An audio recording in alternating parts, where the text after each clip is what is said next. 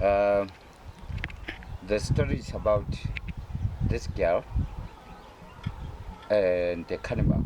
Actually, the girl's parents wanted to change their residence. It's a long time ago, and the girl was so in love with her parents' house. She didn't want to leave, so she refused to go to a new house. Started to stay at this their family house. So um, the parents went away to the new house, and sometimes on daily basis the mother will come to bring girl some food, and she will call her in advance. Hey, Delani, you come and come out and get your meal, and the girl will open the door for her. So the cannibal learned this, and then the following day came the cannibal. But the girl was clever enough to identify the voice was not the mother's voice, so she didn't open the door. She refused, and the cannibal, in order, realized that it's because of the voice, that his voice, deep voice, was the one that's constraining the trick. So he swallowed a whole, hot, a hot whole. So, and then that managed to get the voice much little and more feminine. And he said that, "Oh, Delani, will you come out and get your meal?" And the girl thought it was the mother. To her surprise, it was a cannibal, and got her, put her in the bag, and they went with her. It was quite a distance he was going, and he went via the village somewhere, maybe for a beer or something. And then while he was there,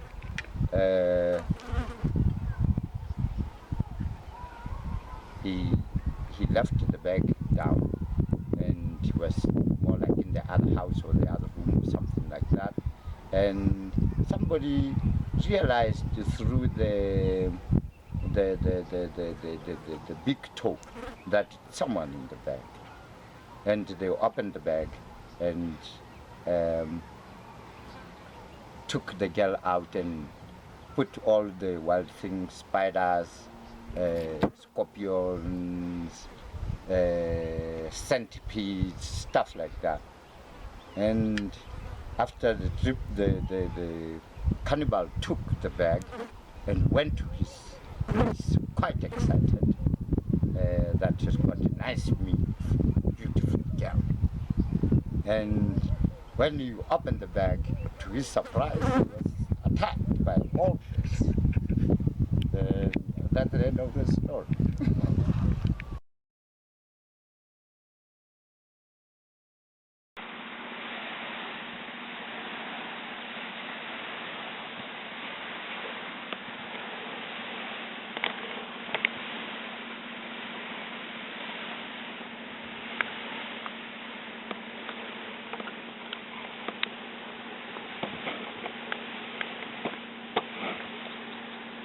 Hello, today I'd like to share with you one of my favourite African poems. It's called How Kululu, the Hare Outwitted a Fierce Lion. Marry the princess, thought Kululu the Hare.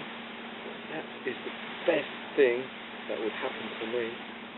I have to take part in the competition. There was once a king whose people were being attacked by a fierce lion. All the people were afraid to go out of the fortress because the lion's den was near the entrance to the fortress. Anyone who came out was in danger to be killed by a lion and to hanging. Many people had been killed. This troubled the king very much. He had to find a way of protecting his people by having the lion killed. Everyone was afraid of him. The king, found a strategy to motivate anyone who was courageous. He called everyone in the land and announced that whoever killed the lion would marry his beautiful daughter. Many courageous men came and tried to kill the lion, but none of them managed to kill the lion, and most of them ended up being killed by the lion. The king felt desperate. Surely there must be someone who can kill the lion. Then one afternoon, Kalulu the hare came to the king and asked if he could also be allowed to kill the lion. The king doubted that the small Kalulu could kill such a fierce animal, but he agreed, and Kalulu was given the chance to try and kill the lion. "And your majesty, if I manage to kill the lion, will I marry the beautiful princess?" asked Kalulu. "Yes, Kalulu, if you manage to kill the lion, you will marry my daughter. This is a promise," said the king. Kalulu was very pleased. The following morning, Kalulu the hare got ready and started off for the lion's den, which was strategically situated just near the entrance to the fortress. Early in the morning, Kalulu the hare went to the lion's den. "Good morning, my king. King of the jungle," Kalulu greeted the lion respectfully. "What do you want?" replied the lion. Lion did not want to waste his time with Kalulu because he was getting ready for hunting. He wanted to go hunting so that he could have a delicious lunch with his family. "My lord," Kalulu continued, "you are always so busy. Do you even have time to play? Can we play a game today?" "Get out of my way, you little rascal. I am very busy the whole day," said Lion. "I'm sure if you knew what game I want to play with you, you would not even do it, because you would be afraid," called Kalulu, preparing to leave. "Wait a minute," retorted Lion. "What did you say, Kalulu? Do you think I'm afraid of you and your games?"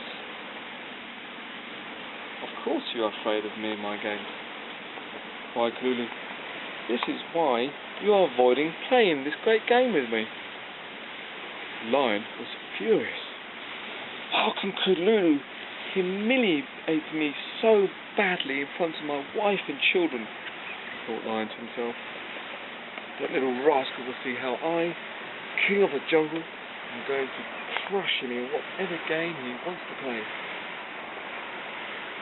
The lion turned to Kalulu slowly, controlling his temper, and said, "I think I can spare a few minutes to play with you, Kalulu. What game do you have for us today?"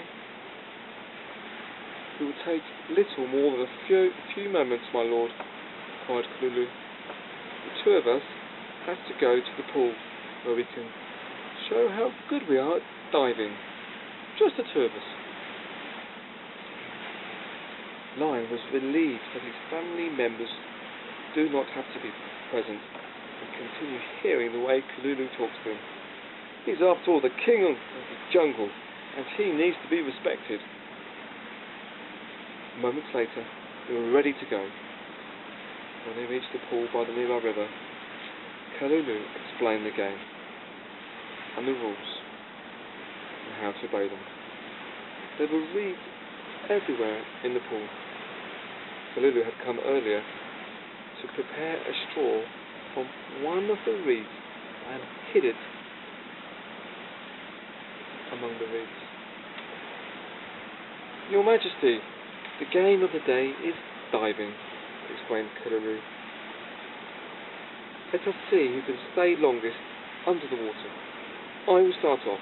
When I dive under the water, you start counting as long as you can.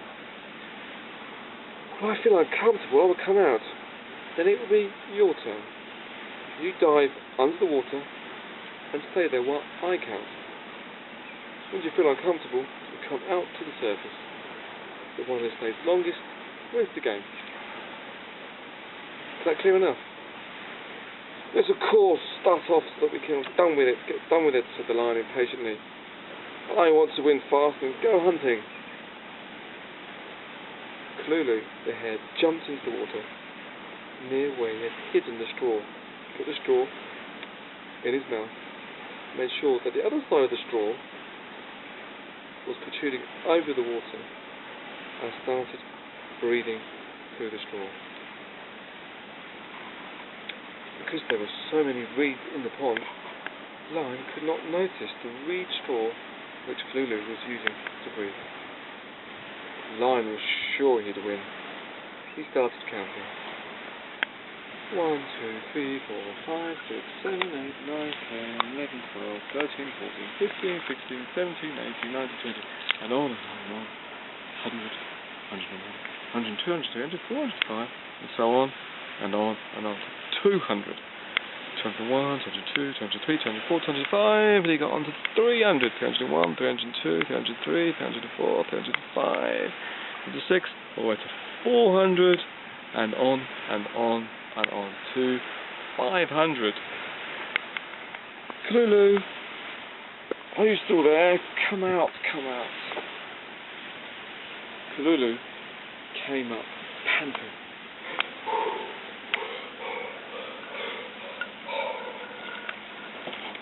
Oh, Lion, that was hard for me. How long did I stay under the water? How much have you counted? Let us see how long you can stay under the water. Lion was worried. How can this little Kalulu stay so long under the water? He said to himself. But he was not going to let a little rascal beat him at this little game. He was sure he would win. If little Kalulu could stay so long under the water, so could he. He had to win. What would he tell his wife and children? He lost to Kalulu? Never. Ready, Your Majesty? Get ready, cried out Kalulu, bouncing like a boxer before a big match. I will start counting as soon as you are under the water. On your marks, get set, go! Without hesitating, Lion furiously dived into the water. Kalulu started counting. 1, 2, 3, 4, 5, 6, 7, 8, 9, 10. Lion was running out of breath, but he thought of how Kalulu would laugh at him and forced himself down. 11, 12, 13, 14, 15, 16, 17, 18, 19, 20. Lion thought of just giving up because he could not get the air he needed to breathe. But he was not going to let this little rascal win. He stayed down. 21, 22, 23, 24, 25, 26, 27, 28, 29, 30. Lion stayed down and died. 31, 32, 33, 34, 35, 36, 37, 38, 39, 40. Kalulu kept counting until he was sure that Lion drowned. Lion, Lion, come up if you cannot stay under to compete with me, said Kalulu. There was silence. Lion was dead. Kalulu got Lion out of the water and got a big panga knife and cut the head off. He dragged the head to the lion, then to show his wife and children. When he reached the house, Kalulu stamped the head in a corner of the house and ordered Lion's wife to slaughter their biggest cockerel and prepare it for his lunch. "Hurry up, woman!" ordered Kalulu the hare. I want to eat this delicious chicken with nishama by lunchtime. Yes, Your Majesty, said Lion's wife. She and her children were terrified of Kalulu. She did not know how to escape. I will first send my children out one by one by one. Then I can run away from this horrible Kalulu, thought Lion's wife to herself. She turned to one of her 3 children and loudly said, "Go out into the woods and bring some firewood so that I can cook Mr. Kalulu's chicken and nishama." Then she whispered to her son, "If you are stupid, you'll come back." The first child scampered out into the bush. It was raining outside and the firewood was breaking. The remaining members of the lion's family were shivering and frightened. They had to escape. A few moments later, Lion's wife turned to the second child and loudly said, "Your brother is so slow. I'm sure that he's playing instead of bringing the firewood fast. Go and find him and bring more firewood. Mr. Kalulu has to eat fast."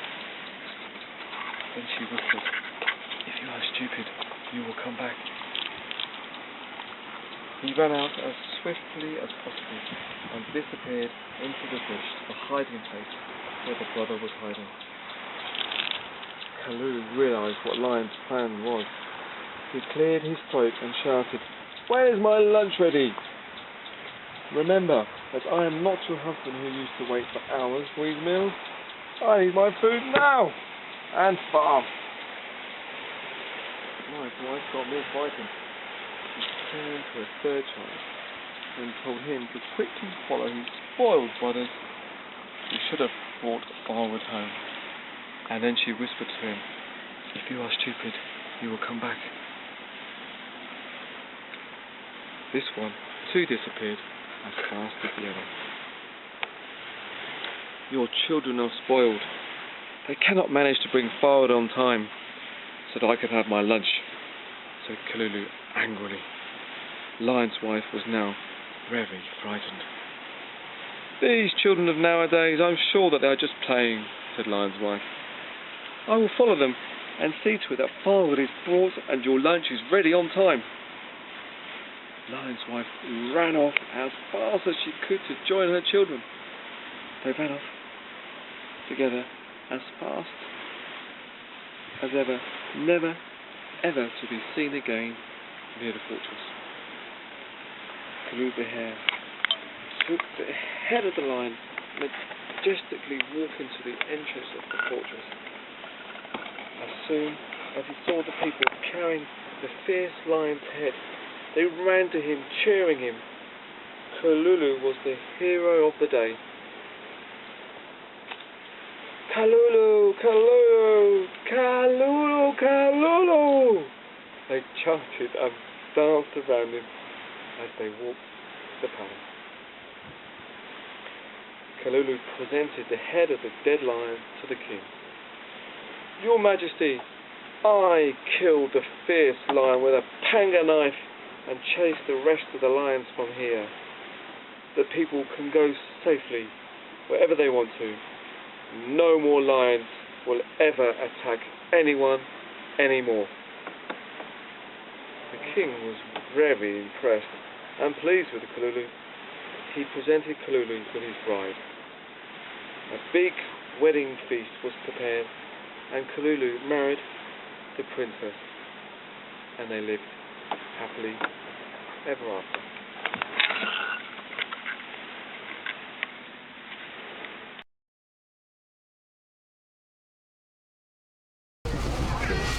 He said there was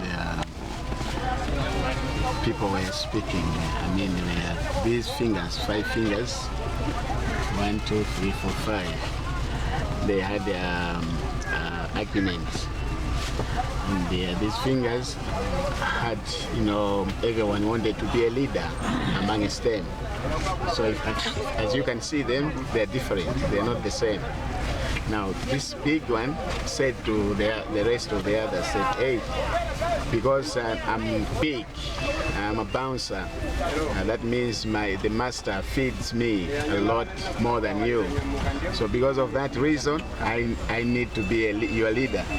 So this one said, hey, wait a minute. When the master wants to point on anything, he uses only me. So I must be a leader. And then this one said, let's stand all, let us all stand up. The one who will be taller must be the leader. And so they stood up and they found out this one is taller. And this one said, hey, wait a minute. My master, if he wants to wear a ring, he uses me. So because of that, I deserve to be your leader. And so this one said, hey, wait a minute, let's go into the Bible. The Bible says, whoever wants to be big must be humble, small, like me. So because of that, I deserve to be a leader there. And so they saw somebody passing. And they said, let's ask that gentleman, maybe he can help us. And so they found someone, and then that person said, okay, everyone wants to be a leader, right?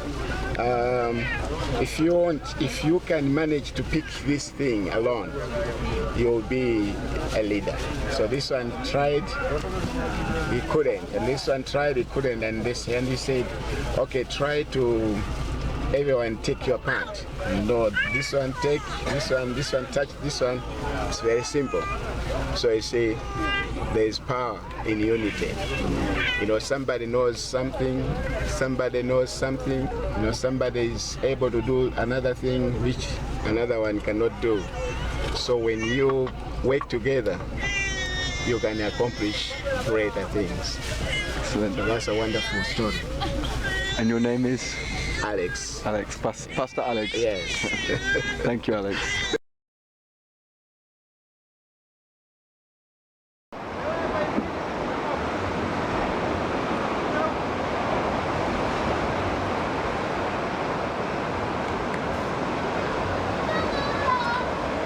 Ladies and gentlemen, let me introduce you to the one and only world famous Double John. Thank you, John Martin. The story is about the hippopotamus.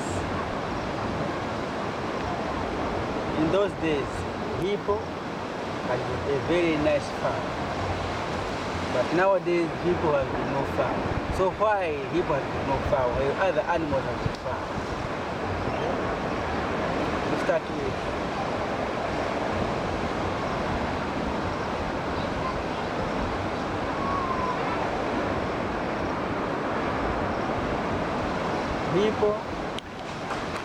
hippopotamus, we can call it in short hippo.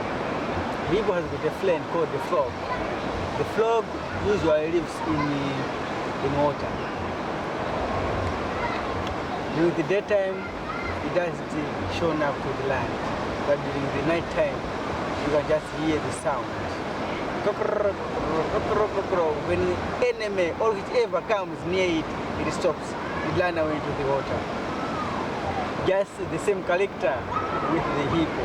The hippo during the daytime, you cannot see it walking or moving on the land, on the water, eating there, staying all his life during the daytime.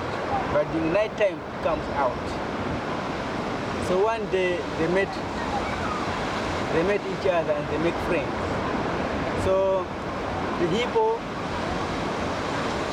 used to go out, and the frog also goes out. But the frog was very sensitive than the hippo. When something touches something or any sound, it stops. That means there is danger. So once it stops doing kokoro, the hippo has run away from the land into the water. So little by little, the hippo was not feeling comfortable because few minutes it's on land, few minutes on the water, few minutes on the land, so it becomes thin. As you can see, the hippo is very fat and big. You see? So he started running away and coming in, and later said, no, we will die. And later on, he made friend with a hen. The hen, during the daytime, he stays on the land. During night time, he stays in the cage, in the corner. So it takes time so that maybe if it goes into the cage, the hippo found time to eat, to walk. Let's take the hen goes in around 5 o'clock, 6 o'clock into the cage. But in the morning, maybe 4 o'clock, 2 o'clock, it becomes kokoriko, kokoriko. That means it's dawn time, so the hippo has to go back into the water wherever they can be, so they can go back into the water. Little by little, one day, the hen had, I can say, fell asleep. Okay, fell asleep up to 6 o'clock. So it didn't say kokoriko. So the hippo went very far. You see, went very far, and there was nothing to do because it was waiting for the hen to say kokoriko. So after 6 o'clock, we found that the people have wake up. Okay, people have wake up. So they started shouting to the hippo, hippo, hippo, hippo. Some of those people were very happy because they saw they do eat as meat. While others, they were crying because the hippo was eating their things, like maize, like cassava, broken things, you see? So people started chasing them. They started following the way where they were staying. They ran into different direction. Okay? So into that direction they found that there were people shouting at them. So they fell into the hot spring. You see? So that hot spring, they tried themselves to cross it. So to the other side. Also there they were found people, so they had tough time. Okay? So most of the fur left there. Some of them were killed. Some of them were safe. They ran away out of those crowds because one of them was killed. So some of them went into the water, into the cold water. Since that time, they didn't have any fur. That means sometimes in Tumbuka or in our language, pagadafunda padajibisa. Sometimes if you are doing things on one part, you see, instead of changing your mind, you go into a stray. Okay? Like the hippo, they made a wrong friend. You see, a wrong friend because the cock went asleep while the dawn was over up 6 o'clock. People went out of their houses. Thank you very much. So be very careful when you are doing things. You should do and show. Thank you very much, Double John. And that is the story of how the hippo lost its fur. Yeah. The hippo has got no fur up to night, up to date. Up to date.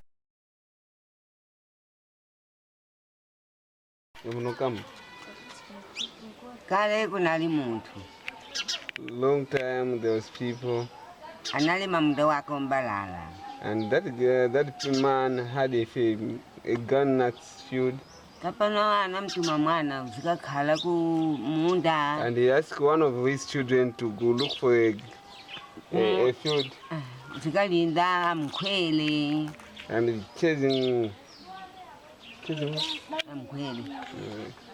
chasing us monkeys. Kapana mwana ito anapita. And the son went to the field, Adana uka munda wokulu. Sapano. Osalsula kuteza uja wapakati. And the child was instructed not to remove the groundnuts from the field. Hapana uja anapita, anazula. And that child went to the field and he Anadia. started getting the groundnuts from the field and eating as well. Hapana kufika sima mkake. And when his brother came with food, Namayimba. and they start singing a song. Tulaku mungo cheta tukonisa wako wane hao. Mzimbilila mawane. Tulaku mungo che, akusengela kudondo, chifuko chambalala, chifuko chambalala. Yeah.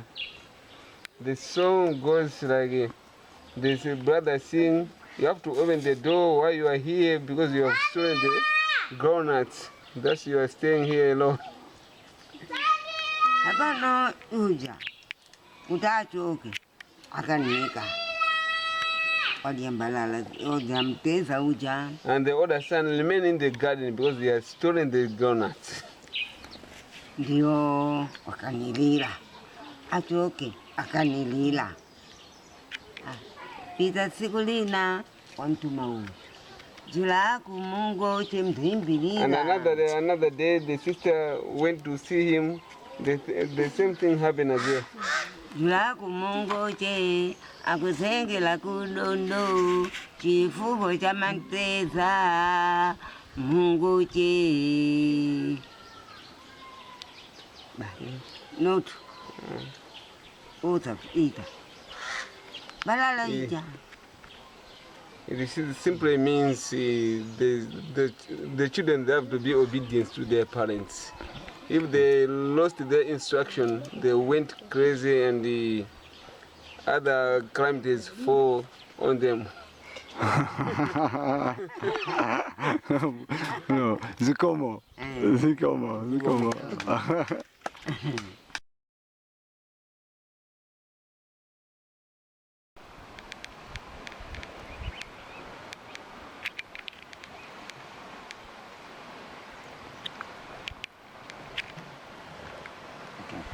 Hi, I'm Danny Makora. I'm here in Likoma Island.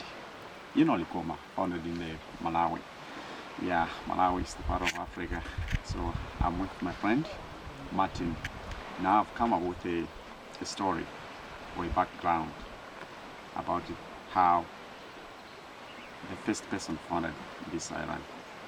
The first person founded this island, it was the man from Kasungu named Mwase. Mwase was a business person. He using to trade their stuff from Malawi, crossing Lake Malawi as we go to Mozambique. In that time, this guy using the dhows, these the sailors. One day, when she was sailing Garave via Mozambique, there's a problem with the wind on the Lake Malawi. And this guy decided to take attention in the beautiful island that we call Likoma. And when they're in Likoma, he had the time to walk around the island to see how the beautiful island is. So this person, this Mwase, he was interested with how the beautiful of island it was. Then he saw a lot of birds, some of the birds like fish eagles, and he went back to Nkada Bay, and also he met some friends there. And also he explained what I've seen on the way to Mozambique, and also he accompanied with their friends to come to visit the Likoma Island. And on that, he saw how the beautiful island was in that time, and he decided to walk around the whole island to see how things are. So it was very, very interested island. It was also, and also it was very, very quiet. There was like only the sound of the birds and some of the waves. And this guy also and this guy also tried to start with some, it's how we have, and yeah, that's why you see we have some village headmen. And this guy, when he came to walk around the island, then he decided to share some of the piece of the lands to their friends.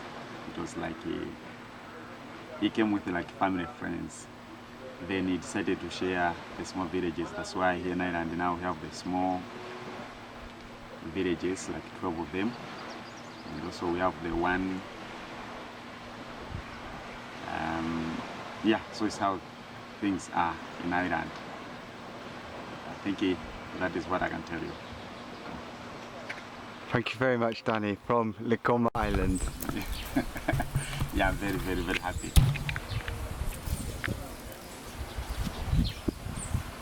Beautiful.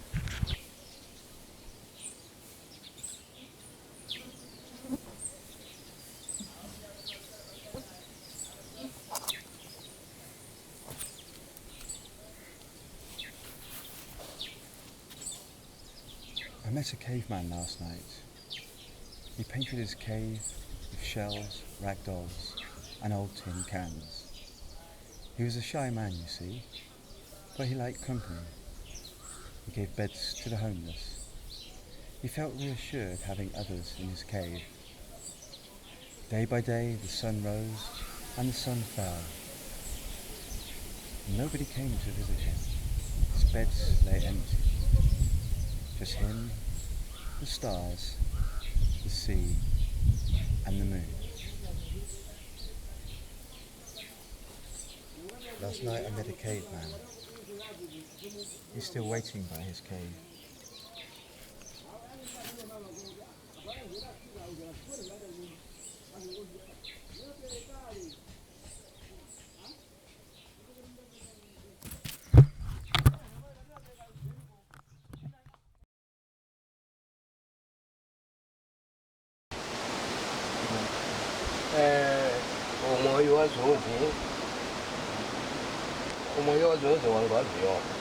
They say an old life was like this.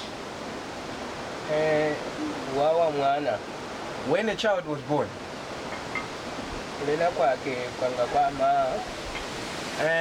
the one who was responsible for raising that child was his wife.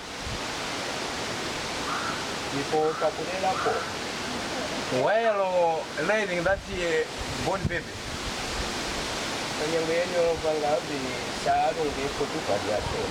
there was no cloth as our modern cloth we have.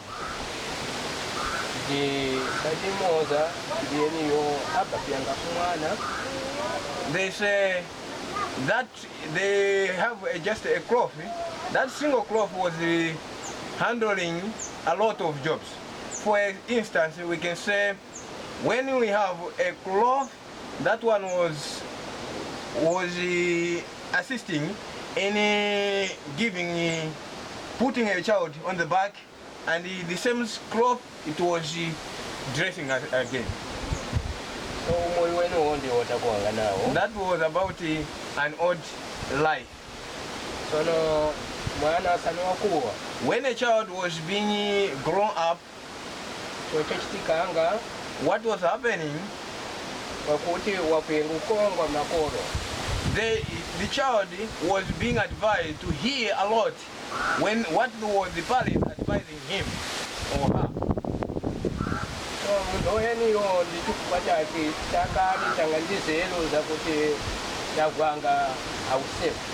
In such a way, the child was being grown up in a very good manner, so that they can have a lot of, we can say, a lot of senses when they go back to school. They were being learned a lot in home or in a village.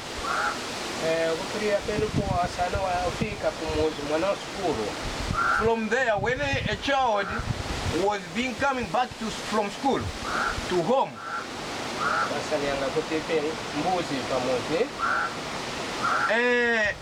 we can say old life was like this, they were used on raising animals. So when a child was coming back from school, you were finding that the animals were still in the house, getting ready for him. When just coming back from school, the first thing he could do was to go and take those animals back, goats, especially goats, taking that animal, going to the bush to feed the animals. When a child refuses to feed those animals when just coming back from school, there was a punishment given to that child. He or she was not able to get food for the day. In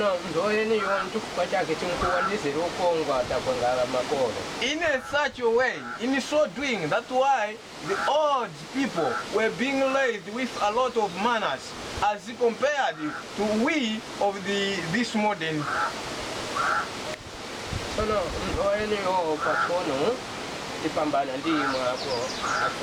They say in such way as we explain, you can have your sense that we are being different from us being grown in this time as compared to those on old life.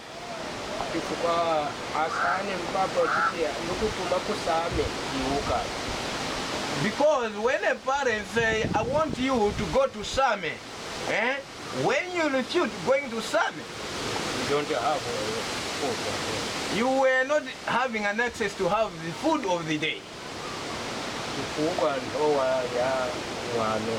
Because they were saying it's like you are being rude to the parents.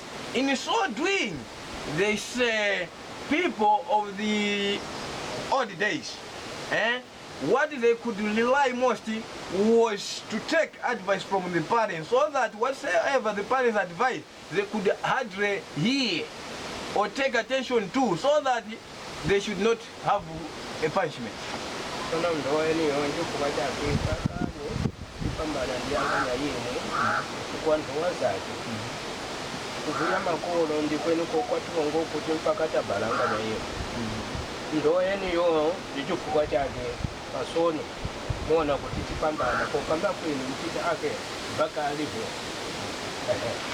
So he says, that's why we of the modern ones, of this age, we are quite different from them, because what they were doing was to listen to their parents, so that when they are being raised up or they are being kept grown up, coming to the same age of their parents, they could hardly advise their babies now or their children now the same way the ancients were handling them.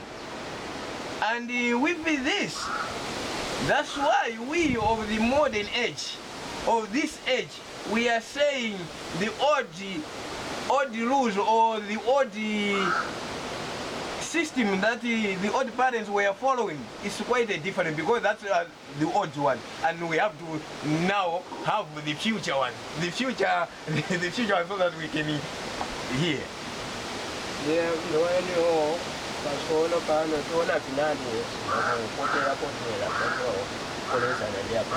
That's why he says, now as he sits down, seeing how the world is going, and from where he differentiates, from where he was coming and being raised, and with how the world is now going.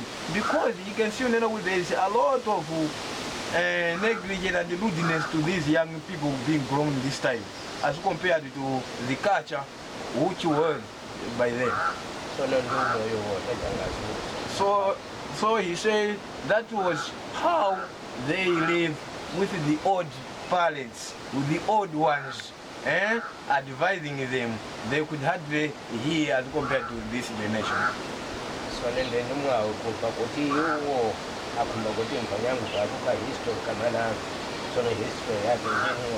So he says he's very lucky, because you as a visitor, you are very attentively hearing to what he has, in sharing to you so that you have got a very good advice as you will be going back to your nieces and nephews.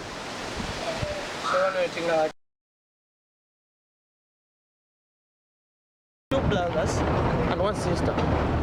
When they used to go to school early in the morning, they used to shout, "Hey, hey, you are late for the breakfast, want to go to school. Hey, hey, you are late." Hey. So we used to prepare breakfast for them to go to school with my mom and my dad, because I'm bigger than them. So when they come back from school, "Hey, where is lunch?" They were very hungry. So we do prepare lunch before they come back from school, so they find everything ready. Without that, they used to cry. Without lunch, they used to cry. We want to eat. So we do prepare them everything, because we want them to be educated, so that they have to see how the world is going like, and the nation. Because if they are savage, they can't know anything. So that's what we are trying to do for them, for their eyes to see, and their eyes and their ears to hear. Because as young as they are, they can't know anything. So we're trying means and ways for them to be better. But they're starting for breakfast in the morning, early in the morning. "Oh, I want to go to school." And they used to lose ballpoints, pens, books, because they're still young. So we do buy some for them. If they lose some, we do buy some for them, and we care them. If you lost it again, there's no more. So they become very be careful. If we lose our pens and books and notebooks, then they will not buy us more. So now they have started to care for things.